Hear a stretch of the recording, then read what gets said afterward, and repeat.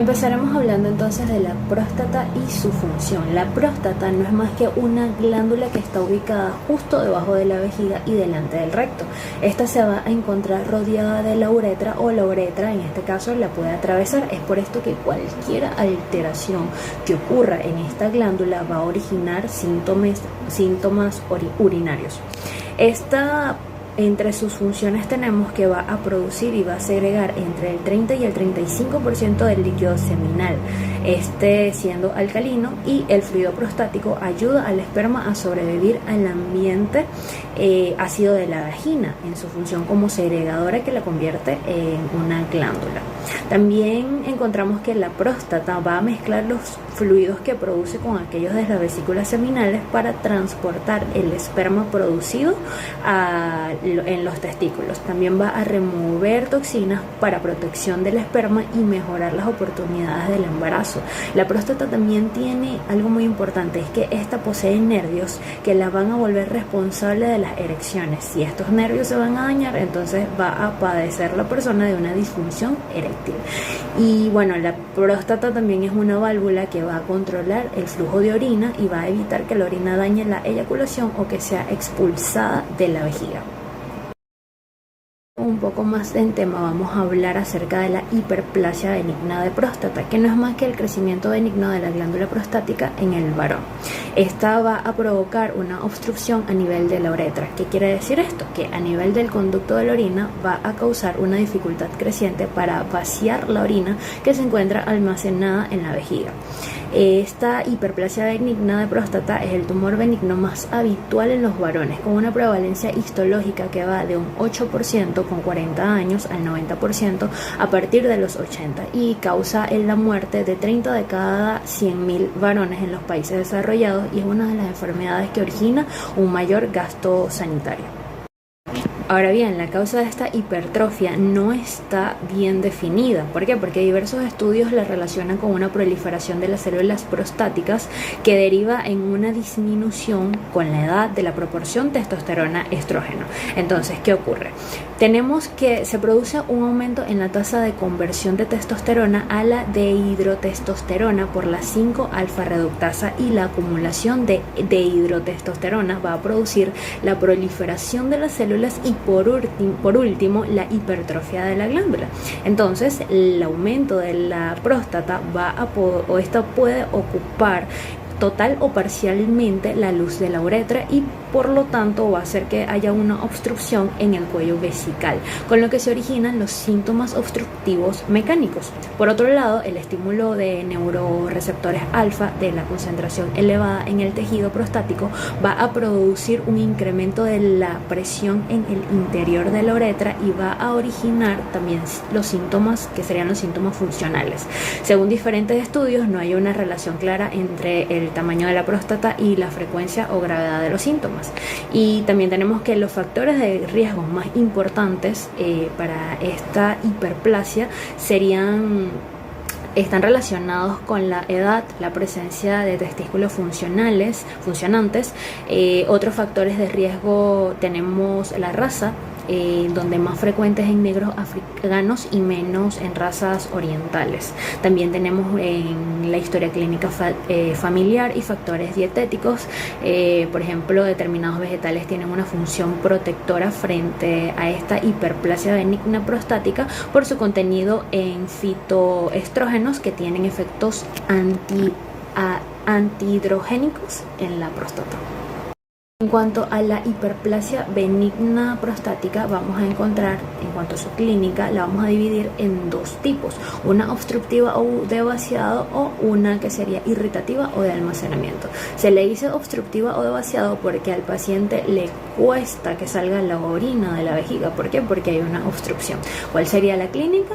El paciente va a tener dificultad para iniciar la micción, va a tener un flujo urinario bastante débil, va a tener micción intermitente, poliaquiuria, nicturia, sensación de vaciado miccional incompleto. También va a tener retención urinaria o incontinencia por rebosamiento. En cuanto a la irritativa o de almacenamiento, porque le cuesta al paciente almacenar, ¿ok? Almacenar, tener un buen almacenamiento dentro de la vejiga. En cuanto a su clínica, tenemos que va a presentar urgencia miccional, también va a presentar una incontinencia por urgencia y poliquiuria y nicturia. En esta lámina les estamos mostrando la escala internacional de síntomas prostáticos o IPSS, que es la principal herramienta para realizar un diagnóstico de la hiperplasia benigna de próstata o prostática. Este es un cuestionario que está basado en 7 preguntas con una enumeración de 0 a 5, desde 0 es muy bien y 5 es muy malo, y va relacionado con la forma en cómo el paciente va a orinar. En la primera pregunta va a ir relacionada que si hay una micción completa o si hay una micción incompleta. La segunda pregunta va a estar relacionada con lo que sería la frecuencia. En la tercera está relacionada con la intermitencia, la cuarta con la urgencia, la quinta está relacionada con los síntomas obstructivos para evaluar si el chorro de orina es débil o no. La sexta pregunta, para síndromes obstructivos, el esfuerzo que tiene que hacer para iniciar la micción el paciente. La séptima pregunta va a evaluar el número de veces que se para a orinar en la noche, o sea, si presenta nicturia. Y la octava pregunta va relacionada a calidad de vida, que no entra, esta octava pregunta no va a estar incluida en lo que sería el puntaje general. Entonces tenemos que en una puntuación de 0 a 7 el paciente va a presentar síntomas leves. De 8 a 19 los síntomas van a ser moderados, y de 20 a 35 ya tenemos o ya encontramos síntomas que son bastante severos. Flujo máximo urinario y su utilidad. Esta es una medida que se utiliza en urología para evaluar la función del tracto urinario inferior. Este se refiere a la máxima velocidad a la que se expulsa la orina durante la micción y nos proporciona información sobre la capacidad que tiene el paciente para poder vaciar completamente la vejiga.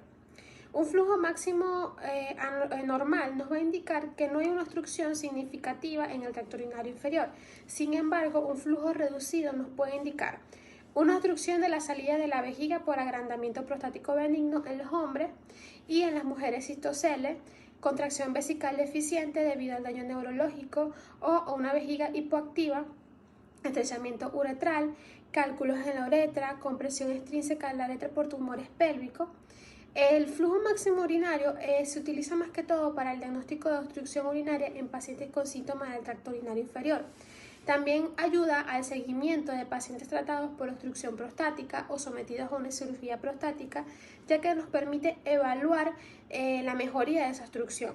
También nos permite la evaluación del vaciamiento de la vejiga en aquellos pacientes con incontinencia urinaria o con vejigas neurogénicas. Por lo tanto, el flujo máximo urinario lo que representa es una herramienta diagnóstica valiosa en urología, ya que nos permite evaluar la función miccional y detectar si hay obstrucciones en el tracto urinario inferior.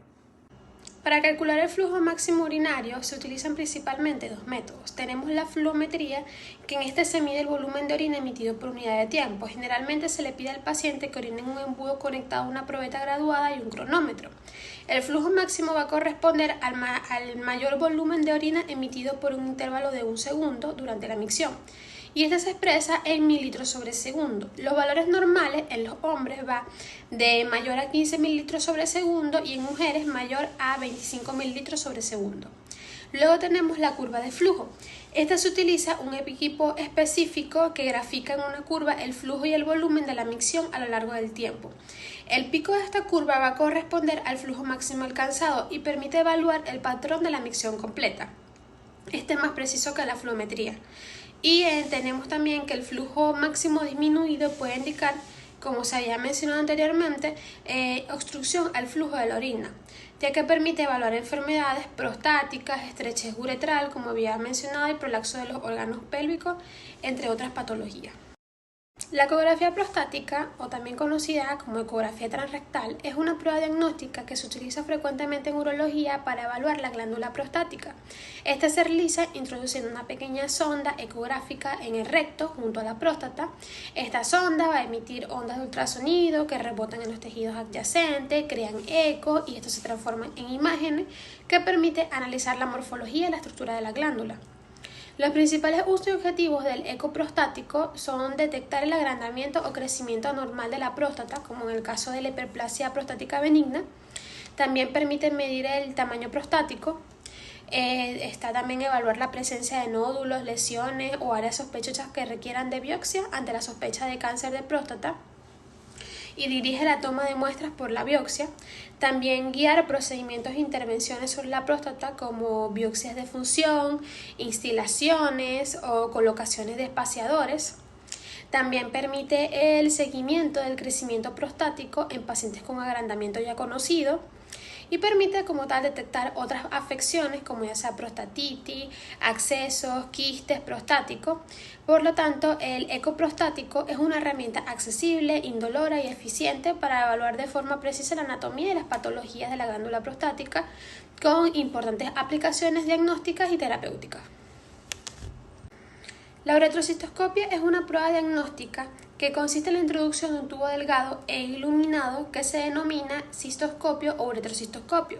Este va a través de la uretra hasta acceder a la vejiga, y su objetivo es permitir la visualización directa de la uretra, próstata, cuello vesical y el interior de la vejiga. De esta forma se puede evaluar cualquier anomalía que se encuentre en estas estructuras. Esta prueba tiene ciertos usos o utilidades, los cuales son el diagnóstico en casos de hematuria, para poder identificar su origen, ya que permite tomar biopsia, evaluación de infecciones y lesiones recurrentes del tracto urinario. También permite el seguimiento del crecimiento de tumores vesicales tras una recesión transuretral. También permite la extracción de cálculos del tracto urinario y también evaluación y tratamiento de estrecheces uretrales.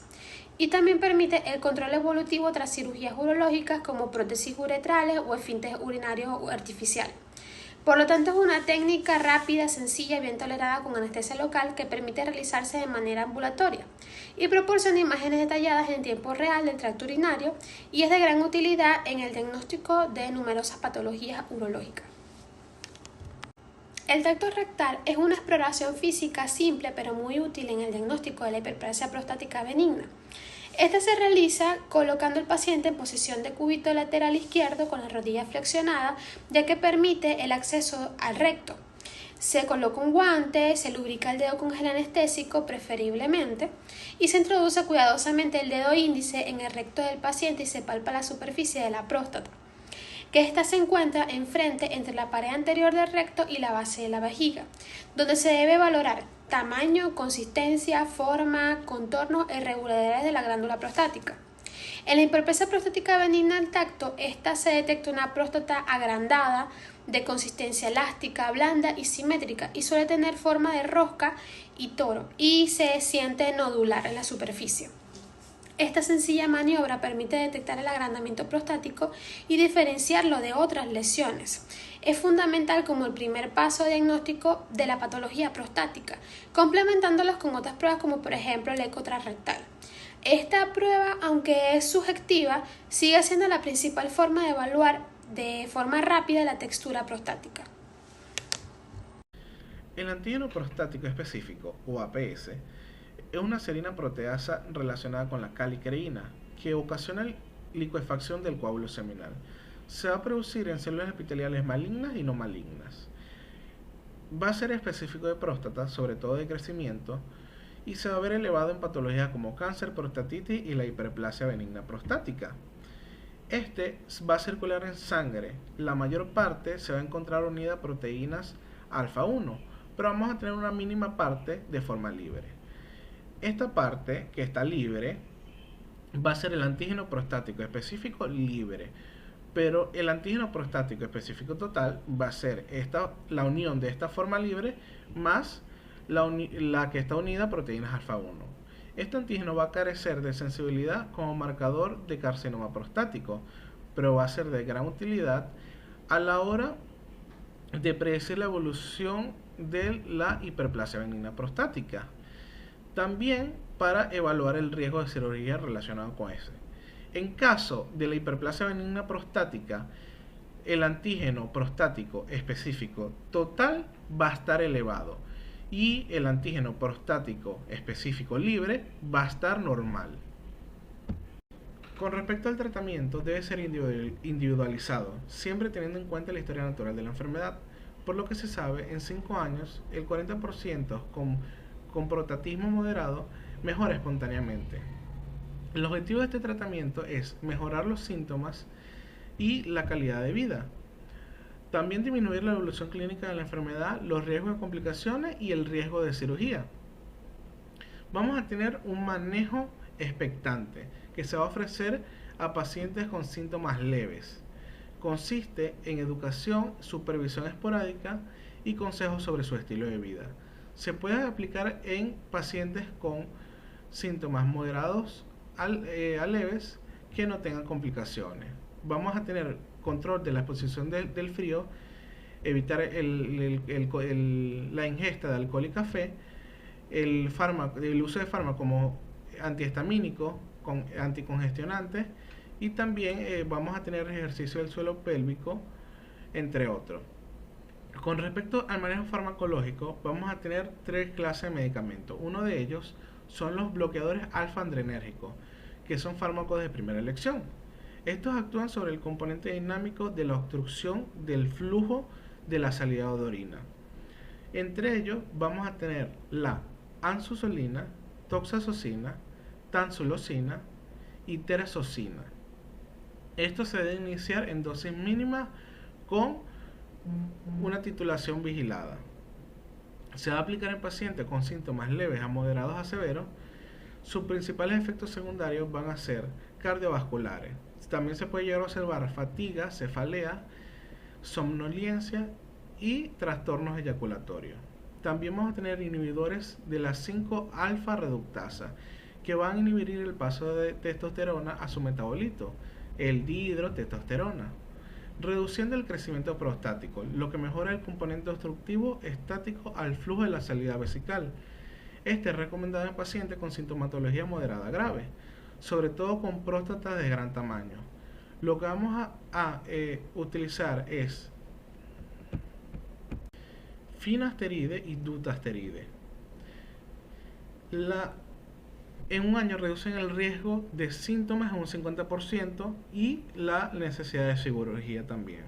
Sus efectos adversos son bajos, destacando la disfunción eréctil y trastorno de la eyaculación. Por último, vamos a tener los antimuscarinos, que reducen la hiperactividad vesical y aumentan la capacidad funcional de la vejiga, mejorando los síntomas de llenado, pero su uso es monoterapéutico, es limitado. También podemos tener una combinación de estos fármacos, como puede ser la combinación entre bloqueadores adrenérgicos y inhibidores de la 5-alfa reductasa, que se usan en tratamientos a largo plazo con síntomas moderados a graves y con factores de riesgo de evolución clínica. Con respecto al abordaje quirúrgico, es una opción que se utiliza en pacientes con síntomas moderados a severos que han desarrollado complicaciones como retenciones urinarias a repetición, infecciones del tracto urinario recurrente, hematuria recurrente, fracaso del tratamiento médico, divertículos vesicales de gran tamaño, cálculos secundarios en la obstrucción del tracto de salida, entre otros. También hay pacientes que prefieren el tratamiento quirúrgico como primera elección. Entre los métodos que se utilizan, el estándar clásico es la resección transureteral prostática. En caso de próstata de gran tamaño se utilizan las técnicas abiertas, pero en los últimos años se han desarrollado técnicas quirúrgicas menos invasivas, con resultados similares a los clásicos, como pueden ser la euclinación prostática con láser de Olmio o OLED, también la ablación por radiofrecuencia, el láser de diodo, la vasoresección y vasoeuclinación de Tulio,